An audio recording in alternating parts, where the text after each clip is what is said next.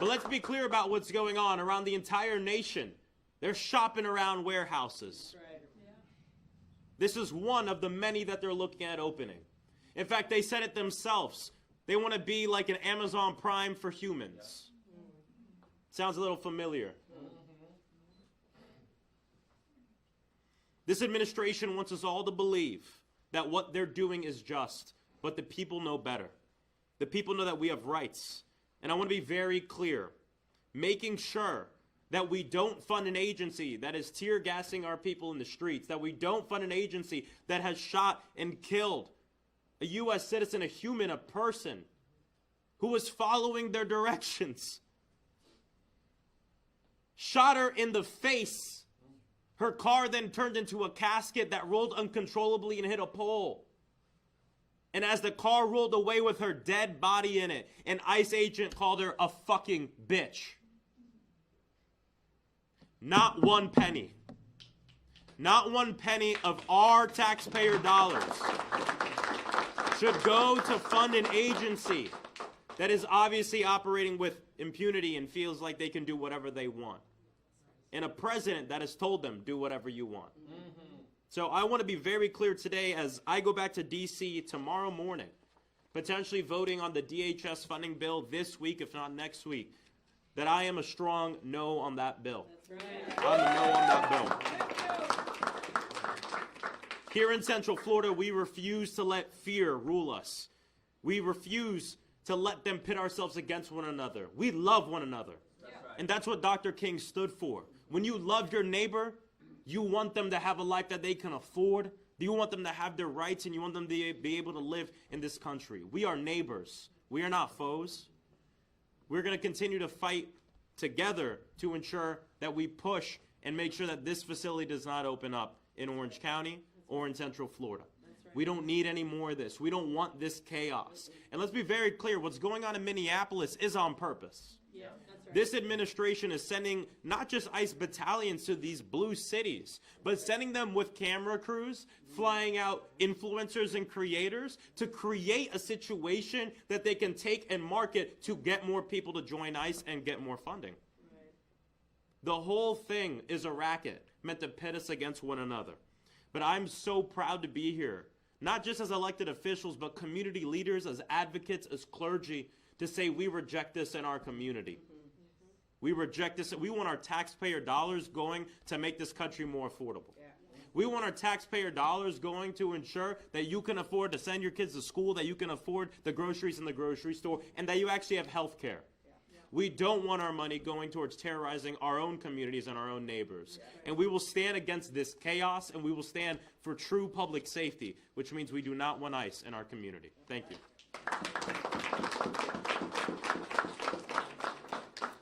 Thank you, Congressman Frost, for your incredible words.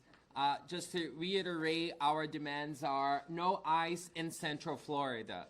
We don't need ICE here. ICE is wreaking havoc in our community, destroying our families, and creating pain that we can never get it back from. We are also calling on all of our local elected officials to stand strong against the Lake Nona Detention Center. That in the same place that they're building medical centers, they're considering a detention center that will house 1,500 people in a place that was meant for merchandise.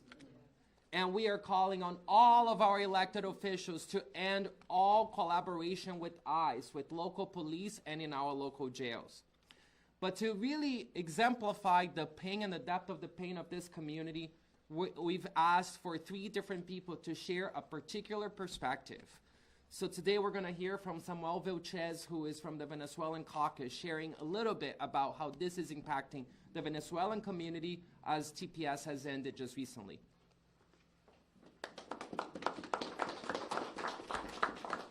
Thank you so much for Lipe, and thank you so much for everybody being here. My name is Samuel Vilches Santiago, and today I speak as a Venezuelan American, also a member of the Hope Community Center Board, and a member of the board of the Venezuelan American Caucus, a national organization that advocates for Venezuelan Americans and the Venezuelan community here in the United States. And I wanted to talk to you about a few of the stories that really reflect the pain and suffering that we are seeing in our communities. and even a really personal story on how our family has been impacted. 15 days ago, my dad's cousin was detained in Oregon while she was shopping at a Costco. She's a hardworking business owner. She operates a VPK that she started. She has 2 young daughters. She was following the law as she had been told to do. She had applied for asylum and was waiting her asylum hearing. She was under TPS, which was taken away by this administration just 3 months ago. And overnight, she went from being protected to being undocumented. That is happening to families right here in Florida. Nearly 1 million people in this state, many of them Venezuelan or Haitian, have gone from having lawful status under temporary protected status to now being pretty much fully undocumented. These folks work, pay taxes, attend our churches, run our businesses, and keep our economy moving. Their children go to our schools. Florida is their home, and they are our neighbors. You can feel the impact already. Businesses are quieter, restaurants are empty, construction sites are short-staffed. Parents are afraid to drive. Workers are afraid to show up. Fear is shutting down entire neighborhoods. And we, every American, will pay the price of such a cruel and unbecoming immigration policy being pushed by this administration. I have friends who are here, who have followed the law and are awaiting their asylum case, who recently, as I mentioned, had TPS. And now for the last week, they have stayed in their homes, quarantining as if there was a pandemic happening, not because they want to, but because they're afraid of being detained and seeing their rights stripped away. One of my many moms, community moms, who has a pending green card application, told me on Saturday, I feel more fear here than I did back in Venezuela under a murderous dictatorship. And let's be real. Venezuela is still under the same Maduro regime many of us escaped. There has been no democratic transition, there's no safe return, and no amount of political messaging from this administration changes that reality. So we have to ask ourselves, what kind of country do we want to be? Are we a nation of immigrants? I believe this is a moment that requires us standing together as we are standing here, building coalitions among different communities, faith communities, businesses, and everyone in our community to say very clear, right here in Central Florida, we do not want an ICE detention center. And I think it is upon all of us to make it clear to our elected officials in Orange County, in the city of Orlando, and the 13 other municipalities right here in our community, that we will not accept an ICE detention center in our community. That's right. Because an ICE detention center will no longer continue to create fear for immigrants. It will literally crumble our economy, and it will destroy our community. Orlando is a city built by immigrants. That's right. And we must honor that commitment and that history by standing strong with our immigrant communities and standing against fascism and fear driven by Trump's deportation force. Thank you. Now I'm going to say it quickly in Spanish. El día de hoy estoy aquí como líder venezolano y estamos denunciando la escalada por parte de ICE que hemos visto en los últimos días aquí en Orlando. Como venezolanos hemos visto que en los últimos meses casi 1 millón de personas que son residentes de nuestro estado, que van a nuestras escuelas, que crean empleos y tienen empresas acá, que van a nuestras iglesias, han perdido su estatus migratorio cuando eliminaron el TPS. 1 millón de personas que son nuestros vecinos, que el día de hoy viven bajo la zozobra de no saber si cuando sus hijos salen de las escuelas, ellos van a estar ahí para recibirlos en su casa. Nosotros somos un país de inmigrantes. Le guste o no le guste a nuestros gobernantes, los Estados Unidos son un país de inmigrantes. Y el día de hoy estamos aquí juntos para dejarles saber claramente que en el centro de la Florida no queremos a ICE. En el centro de la Florida no queremos ningún centro de detención que vaya a poner a nuestra comunidad bajo el miedo, bajo la zozobra y que vaya a afectar a nuestras empresas, a nuestra economía y a nuestras comunidades. Así que el llamado es claro a nuestros oficiales electos en el condado Orange, en la ciudad de Orlando y en las 13 municipalidades que son parte de este condado, que nosotros, aquí todos unidos, le decimos no a ICE. Muchas gracias. Muchas gracias, Samuel, por sus palabras tan poderosas de cómo la comunidad venezolana está sumamente impactada con lo que está pasando en nuestra comunidad. Y ahora también me encantaría llamar a una colega, una amiga que está trabajando con la comunidad haitiana para hablar de lo que está pasando en la comunidad haitiana pocos días antes del fin del TPS para Haití.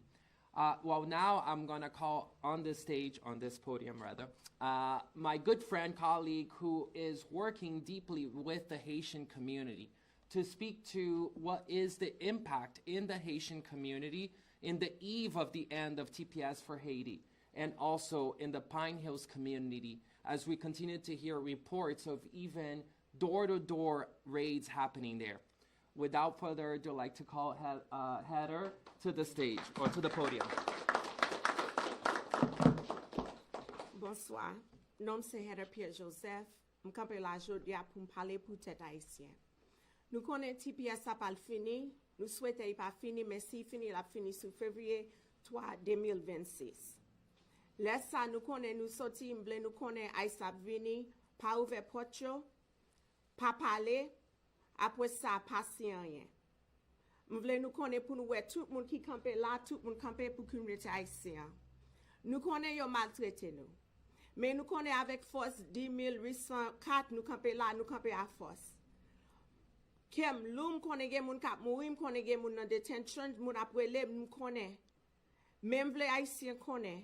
Chaque fois gen yon élection, ou vote, ça c'est consistance pour voter. Good afternoon. My name is Heather Pierre-Joseph. May the words of my mouth and the meditation of my heart be acceptable in thy sight. I come before you today. I have my notes. However, I speak as an impacted person. With each and every opportunity I get, I wear multiple hats. I'm a descendant of an enslaved African. So I speak in the spirit of Martin Luther King today. Martin Luther King would have been sitting on the floors of City Hall, praying and chanting. I believe in civil disobedience. In the spirit of Toussaint Louverture, 1804, I am a descendant of freed Africans who liberated Haiti. I speak with that same spirit of civil disobedience. But I ask us to be cognizant of the fact, I'm here to talk about Haiti. Haiti finds itself in a peculiar place. I call it the double-edged sword. The freedom of 1804 and then the curse of 1804. So please forgive me. I am a descendant, I'm not a descendant, I am one of those children that were on the boats in the 1980s. I am the boat people's children. And I speak with that spirit. When they came over in the 80s, they came over because of the guns. They come over because of the fear. As we see in Pine Hills today across the United States of America, we see that immigrants are fearful. I want America to understand. I'm speaking for Haiti, but I'm speaking for every immigrant. My Somalian brothers and sisters, we're not coming to America to extract anything. America has extracted from Haiti. America wants to extract from Venezuela. America wants to extract from everywhere. We're coming here because of the gun violence. And now we find our place in the United States where we're not safe. The Haitian community, yes, we're in fear. Children aren't going to school. Orange County Public Schools throughout the state of Florida, schools are closing. In America, we close schools. What happened to leaving no child left behind? We're leaving a generation of children behind. So yes, there is fear in the Haitian community. But remember, the spirit of 1804. We stand for justice. We stand united, and we will fight. How will we fight? We will fight with civil disobedience. Yes, we will. Yes, we will. And yes, we will. Some of us know we may not make it. What does that mean? Some of us may die, and some of us may shed our blood. And we're having these conversations. Some of us, like myself, who has been naturalized. Donald Trump is saying he wants 200 and 400 naturalized American citizens cases to be reviewed to denaturalize us. My Caribbean family, I hear you, I get the brunt of the calls. Anyone that's overstayed their visa, he is now looking into those. I call on President Donald Trump right now to look at Melania Trump when she overstayed her visa. Is she going to go into a detention center? Yes, I'm speaking of the Haitian experience. We are all one. I speak of unity. And if I don't do this, my people won't be proud. As Haitians sit in detention, we all know the gun violence, the human trafficking that's taking place in Haiti. Haiti does not have an elected government. However, some of my Caribbean brothers and sisters have decided to take detainees from the United States. Guess what? They're not taking Haitians. And for that, we're angry. And so I am forced to speak on their voice. And I'll leave you with this. It appears as though we're silent. We're not silent. To President Trump and DeSantis, not just for Haitians, but for all immigrants, we say to you, let our people go. Thank you.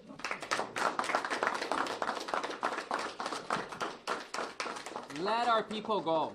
Let our people go. Let our people go. Now I want to ask for a friend of many years, someone who has been at the forefront of the fight for workers' rights, for farm workers' rights, someone who has stood time and time again with the immigrant community and all communities that have been disenfranchised. My good friend, Jessica Ramirez, she's going to share her words in Spanish. Tenemos un año con esta pesadilla, que dentro de toda la gente afectada, los miembros de nuestra organización que más han sido afectados son los trabajadores del campo y los trabajadores de construcción. Diciendo que obviamente ellos no son criminales porque donde los están deteniendo en su mayoría es camino al trabajo o en el trabajo. Si fueran criminales, entonces los estuvieran buscando en otros lados.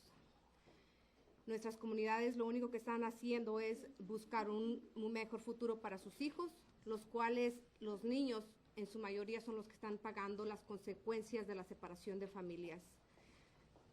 Tenemos varias familias que se acercan con nosotros y lamentablemente como la mayoría de detenidos son padres que van a trabajar a construcción, las mamás se quedan como los pilares de los hogares. Y mayormente estos pilares de hogares que se quedan solas son trabajadores del campo y con este salario no les alcanza para poder sustentar su hogar. Encima de que están sufriendo una situación emocional difícil, ahora es económica. La semana pasada, mi compañera, que tiene emplacado un carro con un apellido hispano, fue detenida, fue parada por un state trooper. Este state trooper le dijo que el motivo por el cual estaba parando era porque tenía el sticker no se veía claro. Cuando mi compañera le dice, yo soy ciudadana, aquí está mi licencia, entonces necesito ver por qué me estás parando. Entonces se bajó mi compañera a acompañar al agente para ver qué era lo que estaba pasando. Y el sticker se veía perfectamente. Solamente la estaba parando porque su carro estaba emplacado con un nombre hispano. Entonces, eso es lo que está viviendo nuestra comunidad. Obviamente, si ella hubiera sido indocumentada, pretexto para llevársela detenida y ya sabemos lo que pasa después.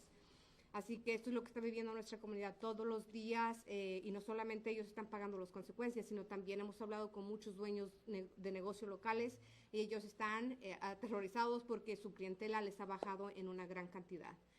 También tenemos un conocido que es contratista de las fincas de la Blueberry y ellos también están cortos de mano de obra porque sus trabajadores se les venció el TPS o se les está por vencer. Entonces ellos están sin mano de obra para piscar la Blueberry, así que eso quiere decir que si no encuentran empleados aquí en Estados Unidos van a tener que traer trabajadores H2A, por ende su mano de obra les va a salir mucho más cara y nosotros también vamos a pagar las consecuencias con el precio de los productos.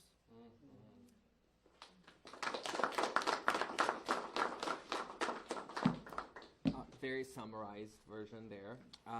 So Jessica talked about how farm workers have been deeply impacted by this, but also our community at large, including the pain that immigrant families are feeling, especially children, but also the economic cost that happens when the breadwinner of a family gets taken out. And the incredible, not only the emotional toil, but also the economic toll the families are enduring.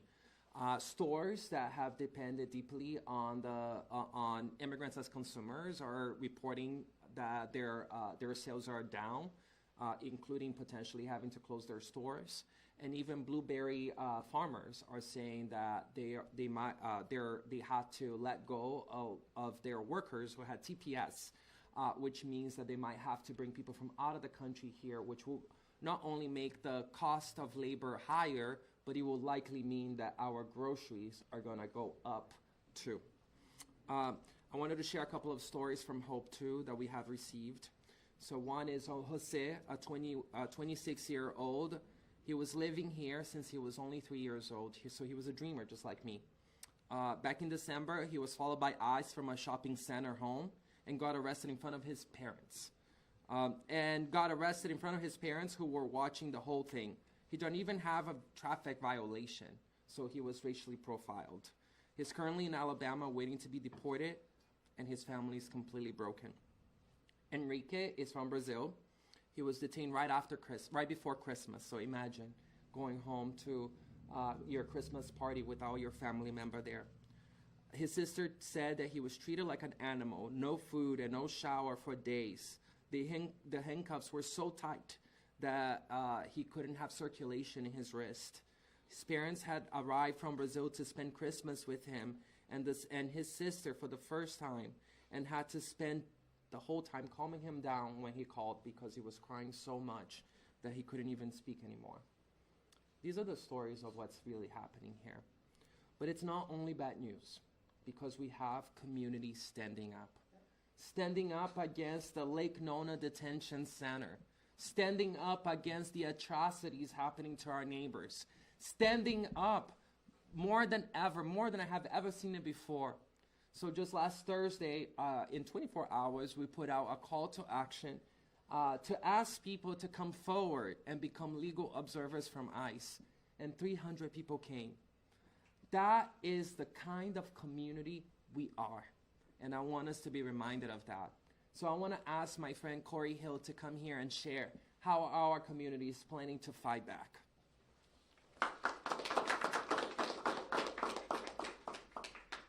So they call Orlando the city beautiful, and as we're gathered here to honor the legacy of Dr. Martin Luther King Jr.'s work through both reflection and action, what Felipe mentioned and what we have seen from this community is the antidote to that ugliness that this fascist administration is trying to brutalize us with.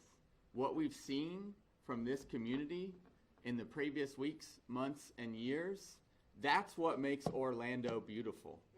This event that he mentioned, there were people standing outside in the cold, and you know how Floridians feel about anything below 70 degrees, taking notes. And every single person there was asking what more they could do. We have a system that identifies whether people have been there for the first time or whether they're a returning person. Most of the people in that room, this was their first time stepping up. And to those folks, we say, welcome. There's never been a better time than now to get involved. Because as this administration seeks to rip apart our neighborhoods with their brutal ethnic cleansing campaign, the community response lets me know that no matter what they throw at us, we are going to win. I know that absolutely in my heart, and I say that to everyone that I meet. Our communities are showing that we will not be divided. Right now, people are organizing mutual aid efforts to keep people fed. We're coming together to urge our county commission to be brave with us and to end their 287G cooperation agreements. That's right. Just this past weekend, over 500 people assembled on the steps of City Hall to demand ICE out of Orlando.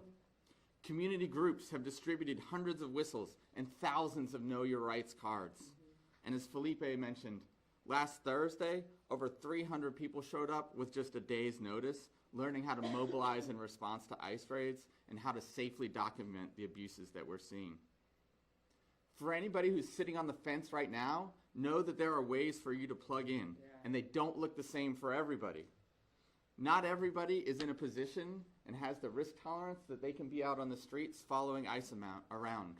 I know that some of our speakers have mentioned that those with the most privilege, this is your time to step up. And I'm calling on every single one of you, please come, step up. We are looking for you. But there are a lot of levers that we can pull to make change happen, and everyone has a lever that they can pull no matter where they are. There is work that can be done at home. There are phone calls that can be made to the elected officials. Every single one of those levers of power matters, and if we're going to win and dismantle this hate machine that we're up against, we need everybody working together, assembled, mobilized, organized, and building our power collectively. A lot of people understand change through very narrow avenues. They see a big protest, they see voting, and they think that people are only showing up once every 6 months or 2 months. But I want people to know that there are people organized and ready to take you in that are taking action every single day to dismantle what the Trump administration is trying to brutalize us with. And I want to remind everyone that those maps that we saw earlier represent a human life shattered in just a moment. They represent a family that has been destroyed. And I, for one, am not going to call this an immigration crackdown because that is not what it is. This is explicitly an ethnic cleansing campaign.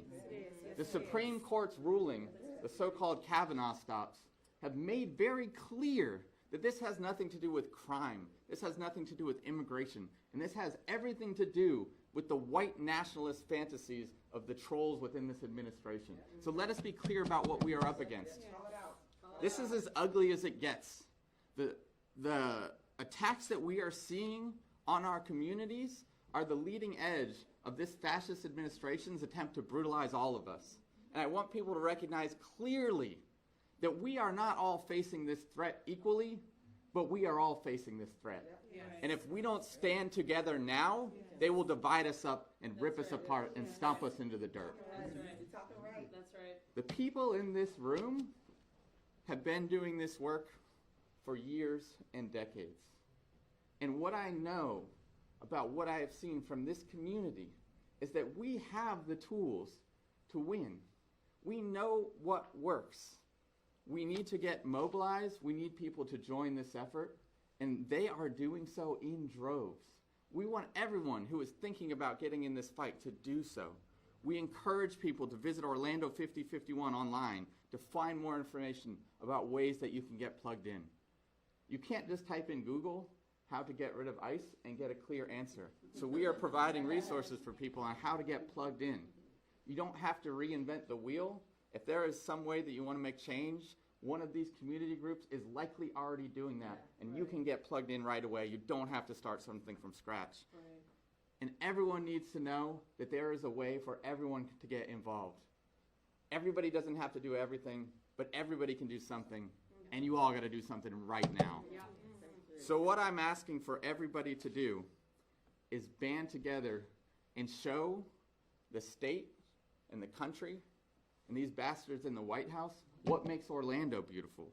Because in Orlando, immigrants are welcome. That's right. But I'll tell you who isn't, and that's ICE. That's right. Everything that we are doing is to keep each other safe and to get ICE out of Orlando. And we're not stopping at ending county-wide agreements. We're not stopping at making sure that this building is huge. I went and saw it with my own eyes. This is a shipping and receiving warehouse that they want to fill with human beings. And we're saying not here in Orlando. But it doesn't stop there. If we're going to keep each other safe, there's two things that we got to do. We got to abolish ICE, and we got to get these fascists out of power. We're not stopping until that's done. So please, what we know works is when communities come together. We have to build trust. We have to gather resources. We have to share the knowledge we have about what works in this fight. And so I encourage everybody, please get involved with the community organization that's doing this work. Please check out Orlando 5051. Check out the Hope Community Center. Now is the time. Now is the time. Now is the time. No one can sit on the sidelines. Thank you. Thank you, Corey. Thank you, Corey. Well, you know, just as a Hope Community Center alongside more than 60 organizations have started the Immigrants Are Welcome Here Coalition. We have been mobilizing pretty much almost every single week to the county commissions, and we have found 2 champions for our community. And I really want to elevate the power of our allies. Because what happens oftentimes is, as a community member, we look on TV and we think, oh my goodness, everybody hates us. That is not true. Right. Not in this community. We have seen electeds come here and speak, and they are taking that same speech, whatever they're going next. Even though we're not going to hear from Representative Vanessa Kamani, she is definitely one of our big champions, and someone who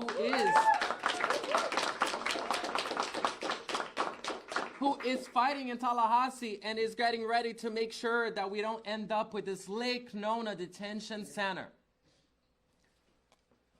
But every single day that goes by, hundreds of people are getting arrested. When I checked on Friday night, there were almost 400 people detained with ICE holds. These are actual human beings.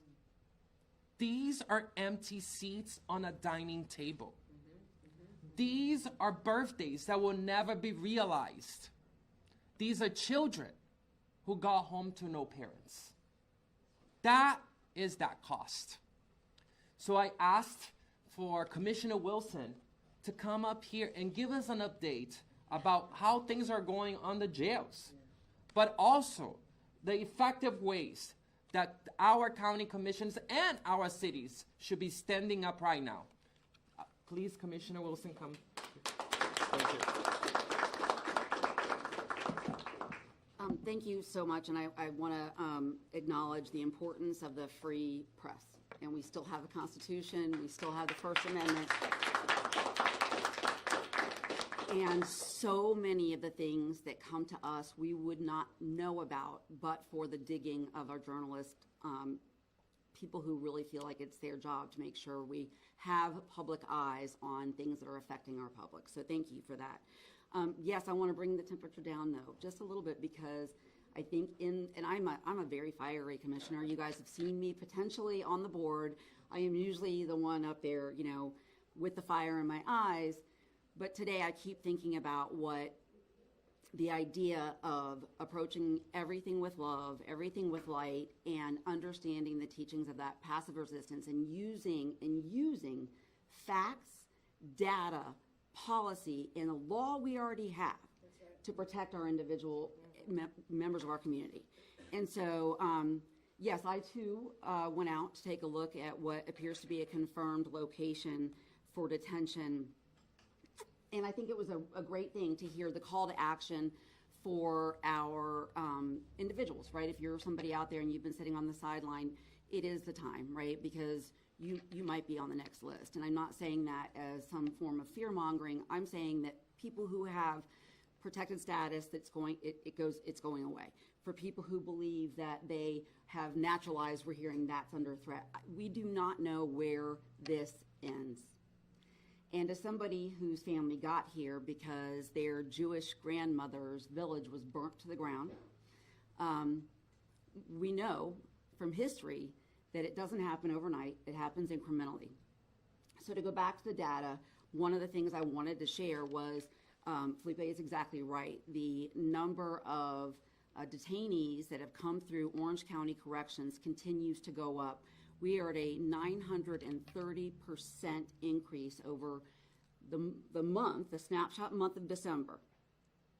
930%. Now, just because I think I've been told also online and in person, well, they're criminals, so they should be. No local and state charges. These are individuals with no local and state charges. So debunk that myth. These are people who are getting up and going to work. They are sometimes students. They are parents, sisters, caretakers, and it's devastating to see what it's doing to our community.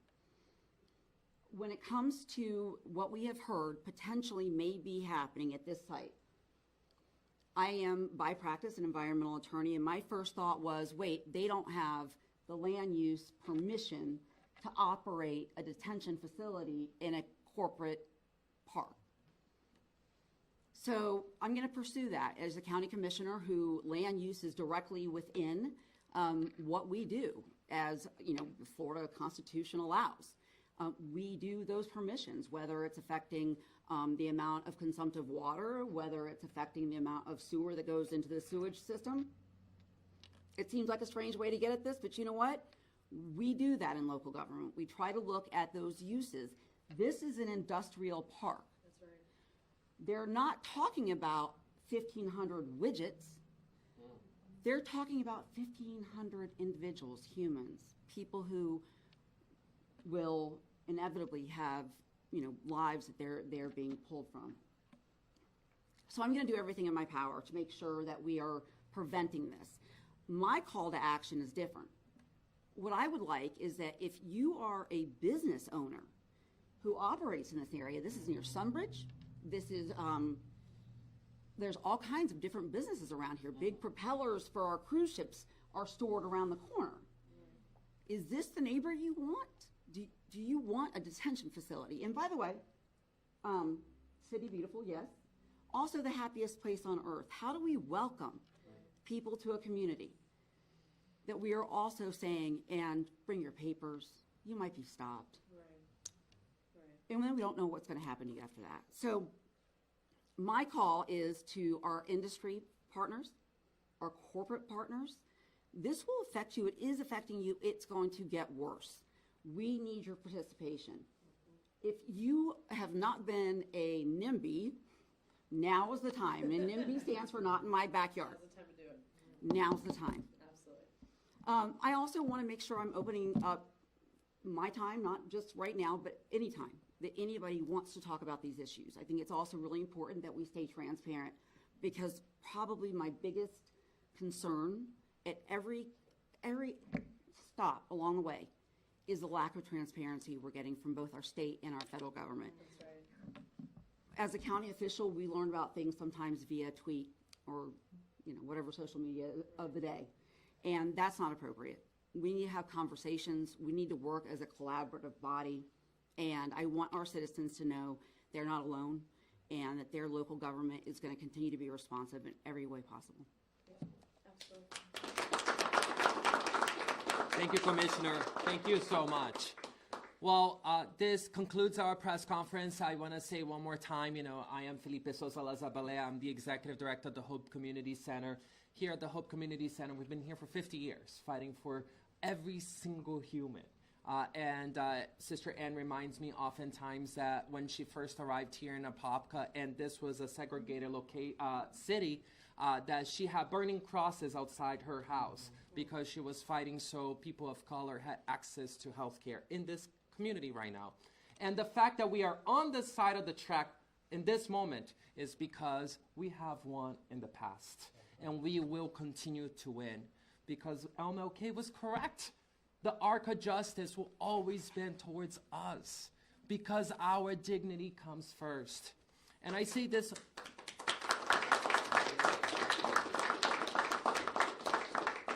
It's a deeply personal issue for me. I was undocumented for 15 years of my life, and I still have people in my family hiding right now.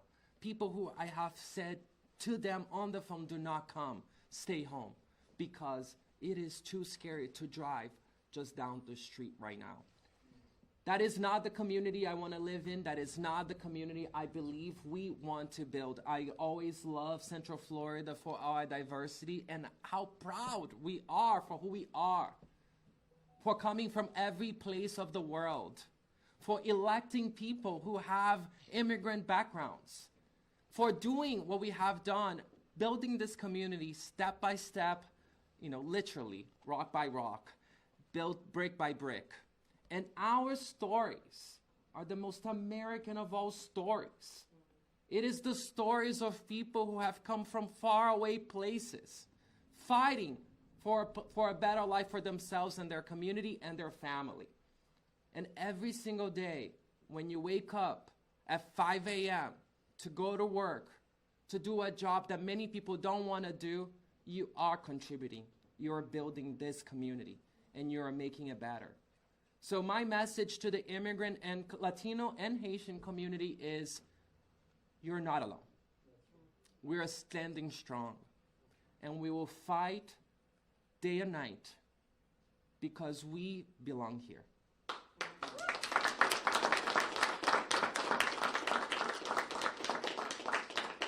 I'm going to open up to see if there's any questions. We'll take a couple, or we can do one-on-one. So, there's a question by Mike. For Commissioner Wilson about the potential detention center, what gives you confidence that local jurisdictions, I guess in this case, the city, because this falls into local jurisdiction, or their jurisdiction rather, can go toe-to-toe with the federal government and slow walk this? I love that whatever I expressed sounded like I'm saying it with great confidence. I think the reality of it is it's in our wheelhouse because that's what we do, is we do zoning, and the county does, the city does. We do have a joint planning agreement with the city. I did submit a memo today with potential draft language looking at trying to get our hands around this in the most really, I think, achievable way possible, which is to understand that this wasn't built for human beings to be located in. And, I think we can all agree about the humanitarian issues with loading docks being filled with cots. But what we may not really understand is also that is not set up for the type of waste collection that's going to require. That it's at the very back of a corporate park that has 7 other corporate neighbors with large amounts of heavy equipment coming and going. This is a logistical issue as much as it is a humanitarian issue. And so if local government, based on the Florida Constitution, is where we look at that permitting, we look at the use and the underlying land use, then we should be scrutinizing this. This is not like the other detention facilities where it was federal land, state land, or some other type of allowable use. This is private. This is private, and quite frankly, if the landowner, who I believe is a part of an LLC out of Atlanta, is watching this, it's not too late for you to get out of that lease, because this may be, historically something that I think we're going to be able to look back on and say, well, who all was complicit? Do you know if anything's been signed yet? I don't. You were the one that got me the most information, and I can't tell you how grateful I am, asking the tough questions. And, for a local official, that's all we want. We want to know, what are these operations, what's going on here, because ultimately the health, safety, and welfare of all of Orange County is what we're committed to. So not having that information, it is really frustrating, but also par for the course. Like I said, we get information from the state via social media, which is frustrating. Can I add something to that too? Would that be okay? Yeah, of course. Thank you so much, Commissioner Wilson, for your incredible leadership. And I just want to add that, we heard about this through a leak from a national partner that emailed me while I was on the House floor. And then we quickly shared it with all different actors here and members of the press. So no information actually came from the federal government, it came from the state government, and when I spoke to the city of Orlando about it, they were completely clueless. No one had even contacted Orlando Police Department. Typically, law enforcement talks to law enforcement across the jurisdictions, and so they're operating in the shadows. What we do know is that back in mid-December, there was a leaked memo from ICE saying that they were looking at warehouses across the country. And of course, because of the work of the Free Press and activists here, folks were on location when DHS officials came. So everything that we know is because we're digging for it. And I've already called the private company, TPA Group, to ask them what is going on and what conversations have they had. And at the same time, this is right now in the city of Orlando's jurisdiction. I think it's important the county play a leadership role, but the city do the same. But because of the nature of what is being requested, it would require a conditional use permit, a CUP. And a CUP would have to first go before the municipal planning board and then city council. So that's why we're making this clear that we need everyone to be brave. And I look at Commissioner Wilson and Commissioner Simron, the only two no votes as it pertains to the county contract on 207G for the jail. And everyone said they would be removed, and they're still standing. Yeah. And they're still standing loud and proud. Yeah. And so this is the time to be brave. And obviously, I'll head back to Tallahassee later tonight for the legislative session. We're going to be fighting these battles from every angle. But I think it's so important to remember the exercise of authority that local jurisdictions have and not to be afraid to use it. Yeah. No, well said. Well said, and I think the best government is also a collaborative government. So when you get to see state, local, and federal officials at something like this, and we're talking and we're trying to figure it out, that should encourage everybody that we're working on behalf of the people who put us here. I do want to follow up about the sort of where the county commission and the two votes. You know, our corrections personnel, our corrections facility, it is an incredibly hardworking, and I'm so grateful to them. Every single day. They really are an asset to everybody that lives here. But they have their hands full, actually, in the criminal justice system.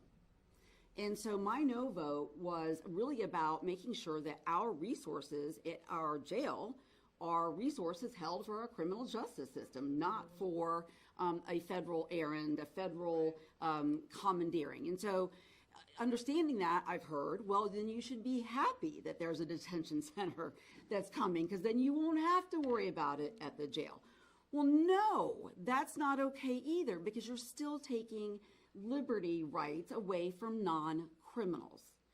And that is a violation of really fundamental constitutional principles right here in our backyard. And I mean, this is like, 8 miles away from the closest neighborhood. Right. And so, you know, once again, for our neighbors out there who don't want this in their backyard, now is the time. Reach out to your city, county, state, federal. Bring us all in. I know people come down and talk to us, which is awesome, because we open that door for our First Amendment rights for people to come in and talk. But we do think it's just as important that we go directly to the people that have been collaborating with ICE at the state level, and they go straight to our federal decision makers. Take one more question, and then we'll do 101s if there's any questions for here. En español, por favor. Sí. Bueno, ¿han tenido alguna comunicación con NICE que les confirme a ustedes un operativo a gran escala en Florida Central? ¿O solamente son rumores a través de social media? So he asked, have we communicated directly with ICE about the big operation, or is it just rumors on social media? That was the question. Bueno, nosotros como lo visto en el mapa enseña exactamente lo que de verdad está pasando en nuestra comunidad. Hubo más de 60 redadas en solamente 24 horas y hubo casi 400 personas que fueron arrestadas en la semana pasada. O sea, tenemos pruebas que sí ha pasado. Obviamente ICE no está hablando con nosotros, no está hablando con nadie. Ni siquiera ha hablado con la ciudad de Orlando y están cerca de poner una detención aquí. O sea, lo que está bien claro aquí es que ICE es otra vez una agencia que está en contra de nuestros derechos y está haciendo todo eso en silencio en vez de enfrente como debería ser en una democracia. Pero aquí tenemos pruebas, tenemos fotos y tenemos historias. Y sí ha pasado y sigue pasando. Y la verdad es que la cuenta está siendo paga no solamente con nuestros impuestos, que deberían estar siendo utilizados para la vivienda, para la educación, cosa que de verdad necesitamos, no esta separación de familias que estamos viviendo. Y al vez de eso están poniendo esta plata a aterrorizar a nuestra comunidad inmigrante. Por eso que estamos aquí otra vez y vamos a seguir en esta lucha hasta el fin, porque la verdad es que no podemos contar con el gobierno federal. Y por eso que estamos pidiendo para que nuestros líderes electos del estado y del condado y también de la alcaldía de Orlando estén fuertes y nos protejan en contra de este gran abuso que está pasando ahora. Briefly, what I said was, I can. You could- do it English too? Yeah, okay. so you understood, right? It was basically about like, Yeah. how do we know, Yeah, even yeah, though we yeah, yeah. haven't got this Yeah, from yeah, us yeah. directly. Yeah, gracias. We know that there has been memos coming out of ICE as it pertains to Operation Tidal Wave, and so we do have some indication of activity happening in our community. And of course, we've seen the escalation of Florida Highway Patrol and DHS spotted throughout the Tri-County area, specifically parts like Kissimmee and then East Orange County and areas that have large Latino community members, and right here in Apopka as well. And so we have collected this data. You know, there's different online resources like ICE Watch, where as citizens, we're collecting data and sharing it to warn people and to show people where these hotspots are. But I have to tell you that the businesses are warning us, schools are facing this. There was ICE presence near University of Central Florida as well. And so it is a community effort to be each other's eyes, essentially. And it's gotten so bad that it's also eroded trust with local law enforcement. On my way over here, I got a text from a colleague who runs a warehouse and has a lot of immigrant workers, and he was getting worried because the sheriff's office was circling his property. And that can be a normal situation of just patrolling the area, but because of this climate, he was fearful that it was a pre-raid about to happen. And so now you're eroding trust with local law enforcement because of your vigilante lawlessness coming out of ICE. But of course, I'd be remiss to acknowledge that we have friends everywhere. And, you know, we have folks who are giving us information and intel. That's how we learned about this detention facility in the first place. None of y'all would have been there on Friday if we didn't get a tip. I mean, that's how ridiculous the situation is getting, but we almost have to operate, you know, in this collaborative way with unlikely allies to get to the truth, because the way that this administration is operating is shameful. It's with the money, it's our tax dollars, but they're operating with no transparency to enrich their friends and detain and separate families. And this is not mass deportation. This is mass detainment. They are detaining bodies for months. People that have court hearings, people that are asylum seekers, who are refugees, who are just waiting. I have a Venezuelan, the very first case that came to my office from the Everglades Immigrant Detention Camp, the first week of July, and he is still detained. Since July of last year, he is still detained, a Venezuelan who is married to an American and still waiting, right? And so this administration, it is completely designed to fill into the replacement theory and to just reduce the diversity that is inevitable in our incredible country. They are so keen on replicating what we've seen, the type of ethnic cleansing in other parts of our history, where they're proud to celebrate Nazi symbols and Nazi propaganda in their recruitment videos. And so at the end of the day, like, we're here to emphasize, of course, the human impact, the economic impact, the environmental impact, but all of this is surrounded by just such a deep shame to see the direction that our country is going, and also a rejection of that, because as people who have deep roots in this community, myself, a daughter of immigrants, we know that we are great because of immigrants, and we are going to be so committed to holding the line and to ensure that everyone knows their rights, and that we work with the business community on practicing your rights and making sure that we mitigate as much harm as we can. So thank you for that question, and I think we're wrapping up right now. Yeah. So now we're just gonna end here.